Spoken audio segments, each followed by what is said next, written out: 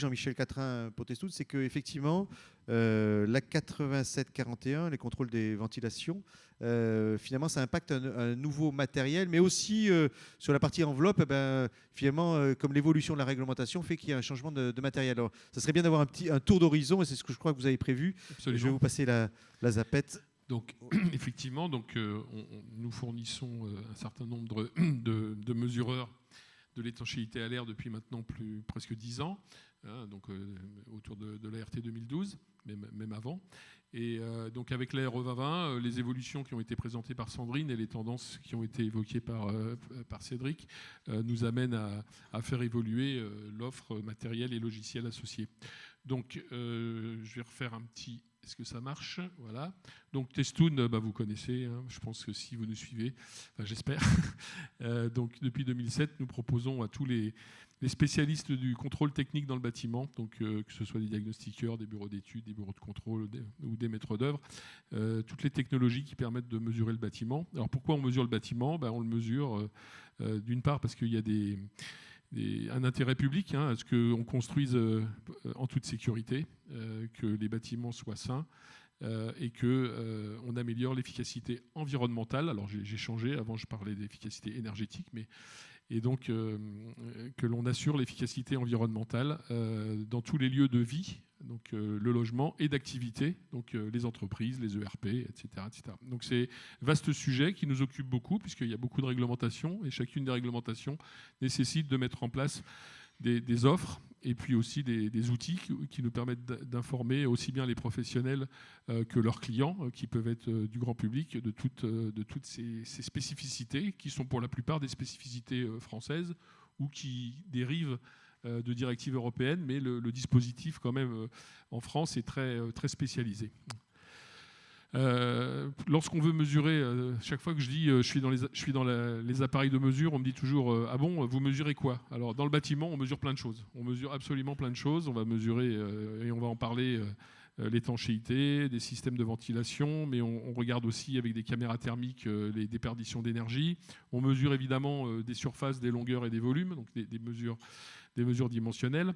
Mais on va aussi mesurer l'acoustique, les phénomènes liés aux problèmes de bruit, et puis plein d'autres choses. Donc on a un catalogue assez vaste autour de ces sujets. Et si on zoome maintenant sur ce qui est nécessaire pour réaliser ces contrôles dans le cadre de la RT 2012 et maintenant la RE 2020, ce qui est intéressant, c'est que on a des dispositifs réglementaires qui sont fiabilisés, on va dire. C'est-à-dire qu'on est sur des dispositifs sur lesquels les différentes étapes, que ce soit la compétence, que ce soit l'équipement, que ce soit l'entretien, que ce soit la qualité des rapports, qui sont vraiment bien définis par des textes réglementaires. Donc là, évidemment, je ne fais pas une formation, mais tout ce qui concerne les mesures sont définis d'abord dans des normes internationales, puis éventuellement des adaptations nationales ou des protocoles. Donc c'est pour ça que quand Sandrine parle de protocole RE 2020, c'est un protocole qui a été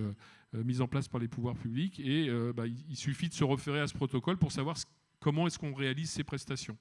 Et donc, dans ces protocoles, on va vous dire, voilà les appareils dont vous avez besoin en termes de fonctionnalité et en termes de performance. C'est-à-dire, quand on vous dit il faut un manomètre ou un anémomètre, ça ne suffit pas.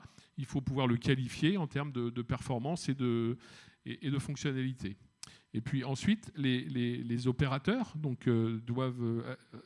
ont un système de qualification et de formation qui va inclure de posséder ce matériel. Donc ils sont contrôlés pour posséder ce matériel, qu'ils savent maîtriser le fonctionnement de ce matériel, les utiliser dans le cadre de leur prestations, mais également la partie métrologique, c'est-à-dire le fait de vérifier périodiquement que ces appareils donnent toujours les résultats escomptés. Un appareil de mesure n'a d'intérêt que si la mesure est juste. Et donc, les appareils qui sont utilisés sur le terrain par les professionnels doivent être vérifiés régulièrement. Donc, c'est ce qu'on appelle la métrologie. Et on va parler d'étalonnage, de constat de vérification. Enfin, je ne vais pas rentrer dans les détails techniques. Mais tout ceci est très bien cadré puisque l'étalonnage le plus exigeant, c'est ce qu'on appelle l'étalonnage COFRAC, est requis pour les appareils dont les mesures sont les plus critiques. Alors, qu'est-ce que c'est que les appareils critiques pour la RE 2020 ? Et je vais pas lister tous les appareils, mais je vais rester sur quelques appareils critiques. Donc lorsqu'il s'agit de la mesure de l'étanchéité de l'enveloppe du bâtiment, on parle de porte soufflante. Alors voilà, souvent les photos sont plus parlantes. Hein, donc une porte soufflante, c'est un dispositif qu'on met à la place d'une porte. Et à l'intérieur de la porte d'entrée, hein, typiquement du logement ou du bâtiment, on va y insérer un ventilateur. Et ce ventilateur va, je ne sais pas si je peux pointer, il n'y a pas de pointage. Non. Donc le ventilateur, si vous regardez la photo de gauche, c'est un petit ventilateur. Donc ce que disait Cédric aujourd'hui, c'est que pour faire des mesures en RT 2012, la plupart des opérateurs sont équipés d'un petit ventilateur. Parce que le petit ventilateur permet de mesurer un appartement dans le cadre d'un échantillonnage ou permet de mesurer une maison d'habitation, on va dire, qui couvre 99% des maisons construites en France, hein, de moins de 250 mètres carrés. Et donc le système à petit ventilateur suffit.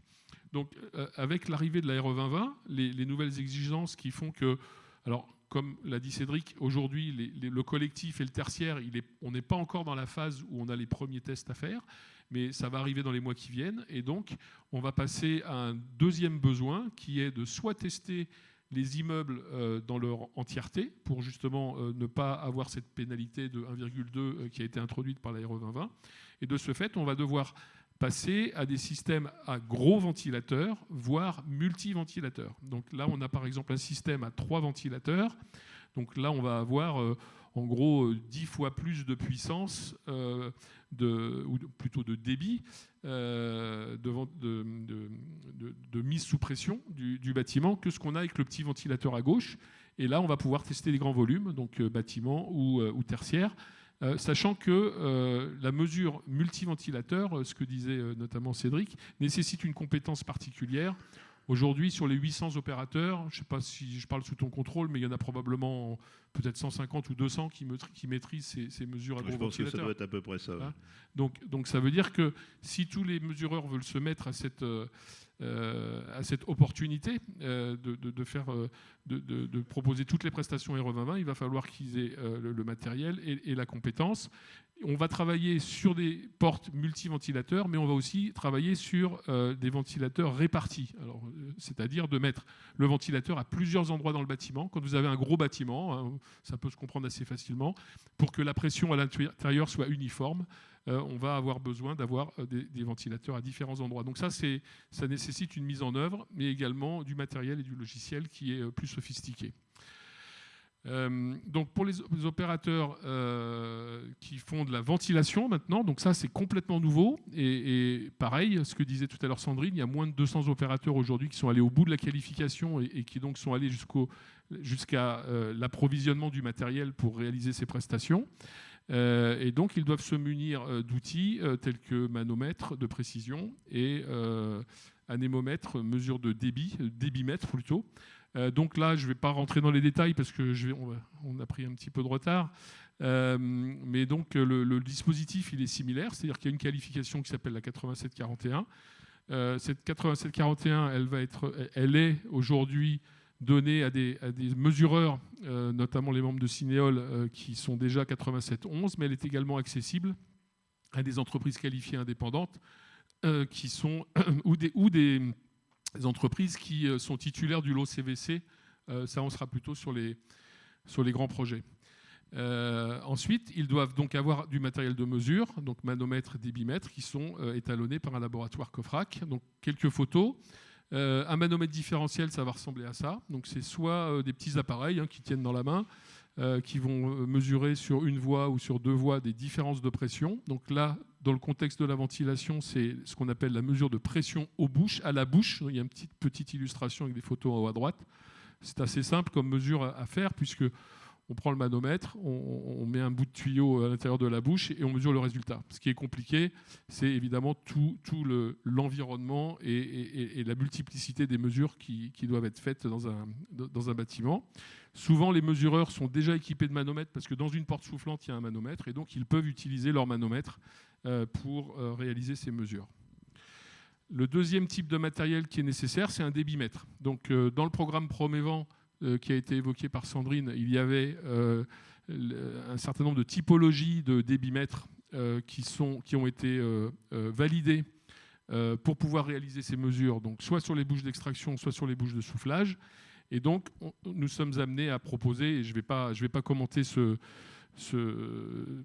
diagramme, ça prendrait trop de temps, mais nous sommes amenés à proposer différentes solutions de débitmètres, soit qui sont des débitmètres par monobloc, c'est ceux de droite, un débitmètre monobloc, c'est-à-dire que c'est un appareil qui va couvrir une bouche, donc elles sont munies d'un cône. On va couvrir la bouche et on va pouvoir mesurer directement un débit de soufflage ou un débit d'extraction à partir de ces monoblocs. Ou alors, ça peut être des systèmes par éléments séparés, c'est-à-dire le fait d'avoir un anémomètre, des cônes. Les cônes, c'est les petits dispositifs noirs que l'on voit sur les photos au milieu, et puis un écran déporté. Et là, on parle d'un débitmètre à éléments séparés. Et dans les deux cas, ces appareils doivent avoir une métrologie qui est liée à des accréditations COFRAC. Voilà. Je laisse tout ça, je ne vais pas rentrer dans les détails parce que je pense que sinon on va me dire que je dépasse mon temps, mais manomètre, débitmètre, voilà, il y a des exigences techniques, il y a des exigences métrologiques qu'on va retrouver dans la présentation. Voilà, mais Voilà. Le public aura les présentations en fin de conférence. Voilà, c'est ça. Pour ceux qui répondront au questionnaire de satisfaction, c'est cette petite deal qu'on fait avec le public, Absolument. bien entendu. Si tu me laisses encore une minute. Bien sûr, non, mais non, mais je voulais pas vous couper, Jean-Michel. Donc on a le temps encore. Allons-y. Hein. Okay. Donc l'autre élément indissociable des mesures pour les mesureurs, c'est les logiciels. Les logiciels sont des outils. C'est ce qui va permettre de faire tout un ensemble d'opérations. Alors c'est pas obligatoire. Vous pouvez continuer à travailler avec un cahier et un stylo et faire des rapports à la main ou avec Word, Excel. Mais lorsque l'on veut faire un travail, on va dire, de qualité, mais également avec un certain niveau de productivité, les logiciels apportent énormément de confort. Donc ici, nous proposons chez Testoon une chaîne logicielle qui s'appelle Infiltrea, dont l'éditeur est la société Douap, et notamment Antoine Michler, le fondateur de Douap, est avec nous aujourd'hui, donc ceux de la salle pourront éventuellement échanger avec lui, ça fait plus de 10 ans maintenant qu'on travaille ensemble sur le développement de cette chaîne logicielle, Infiltrea, qui au départ est le logiciel pour l'infiltrométrie et qui a été étendu pour toutes les mesures sur les systèmes de ventilation dans le cadre de l'Aéro 2020. Alors qu'est-ce qu'on fait avec ce logiciel ? Déjà, ça permet de s'assurer qu'on suit bien toutes les étapes du protocole. Cédric disait que le protocole ventilation est assez dense. Ça permet de piloter le matériel, de récupérer les données de mesure, de calculer les résultats, faire des calculs qui sont souvent des calculs réglementaires et de corriger ces résultats, soit en fonction des paramètres d'étalonnage du matériel, soit en fonction des paramètres environnementaux. Donc on fait ces calculs, on extrait les résultats, on donne un jugement, on est conforme, on n'est pas conforme, de façon graphique. Ça permet de stocker les données pour rappeler ces mesures plus tard, ça permet de les échanger, ça permet de réaliser ces rapports, et puis après de partager l'information avec les collègues, si on travaille en équipe ou avec une assistante qui est au bureau et nous on est sur le terrain. Ça permet de diffuser les résultats aux donneurs d'ordre.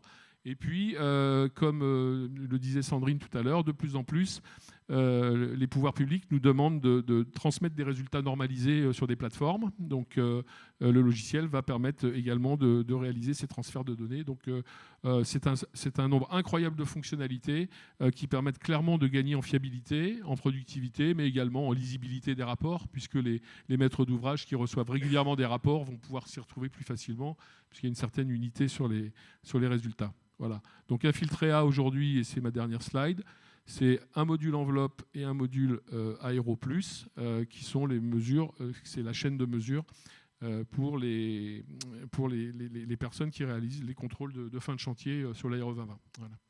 Et donc pour terminer, vous pourrez trouver différents liens sur les différents métiers de nos clients, et vous allez trouver beaucoup de ressources sur les produits et sur les protocoles. Voilà. Alors, je sais que c'est toujours une question, j'ai du mal à la poser, mais je la pose quand même. C'est combien ça coûte, effectivement. Alors, j'avais une double question parce que, bon, effectivement, il y a à peu près combien ça coûte pour donner une idée, hein, pour le public qui nous regarde. Et puis, la question, Cédric, que je voulais vous poser aussi, c'est que finalement, il y a une inflation du matériel au-delà du coût qui fait que il faut le transporter. Ça demande une nouvelle organisation, si j'imagine, pour les mesures. Alors, commençons par le coût et puis après, on va parler sur l'organisation. La question CCC de Xavier. Donc, pour s'équiper, lorsqu'on démarre, pour faire des mesures d'étanchéité, il faut compter le budget minimum, c'est 5-6 000 euros. Hein, parce que bon, après, il y a aussi un petit peu de consommables. Ça, c'est pour un système monoventilateur. Après, vous pouvez plus ou moins multiplier par le nombre de ventilateurs pour vous donner un ordre de grandeur. Pour ce qui concerne la ventilation, l'investissement est plus faible, puisque, comme je disais, si vous avez déjà une forte soufflante, vous avez déjà votre manomètre. Donc, un investissement de débitmètre avec l'étalonnage COFRAC qui va bien, ça démarre à un petit peu plus de 1 000 euros. Entre 1 000 et 3 000 euros, on a déjà une bonne solution pour tout faire. Alors après, c'est les étalonnages. Dans certains cas, l'étalonnage coûte presque aussi cher que l'appareil. Donc voilà, faut mettre dans son budget les étalonnages périodiques. Puisque c'est une exigence et ce qui assure la fiabilité des mesures. Oui, et puis l'étalonnage, j'imagine, c'est un peu d'immobilisation aussi du matériel, parce que quand on étalonne, on peut pas opérer. Oui, alors après, c'est une question de prestation de service, savoir si on est en mesure de faire ces prestations rapidement. Un étalonnage, on envoie un appareil dans un laboratoire spécialisé, il y a un opérateur qui va passer plusieurs heures sur votre appareil pour le tester dans tous les sens et ensuite faire des rapports. Le rapport est signé par un métrologue. Voilà, il y a aussi une procédure qualité importante. Et donc, le temps de la logistique, plus de la mesure, il est incompressible. Donc ça, c'est minimum une semaine, quoi. Ouais. Et puis après, si le laboratoire est très occupé, des fois, il vous dit, je prends votre appareil, mais je pourrais le traiter que dans 2 ou 3 semaines. Ouais. Donc voilà, il faut parfois s'y prendre à l'avance. Ouais.